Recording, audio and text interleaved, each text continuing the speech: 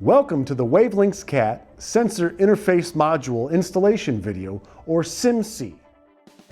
So, what's in the box?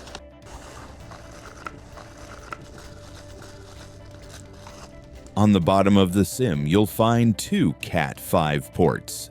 WaveLinx CAT devices get wired in a daisy chain. Each one of these Cat5 ports should either have a Cat5 cable or end-of-line terminator installed.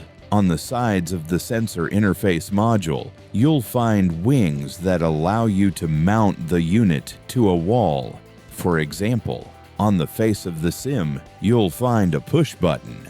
If pressed for 5 seconds, the unit will factory reset. If we look closer at the label on the SIM, the device can supply 15 to 24 volts DC to power one occupancy sensor.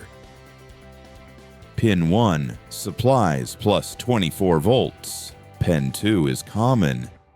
Pin 3 is the output from the sensor. Connect the red wire from the sensor to terminal 1. Connect the black wire from the sensor to terminal 2. Connect the blue wire from the sensor to terminal 3. I hope this video was informative, and thanks for watching.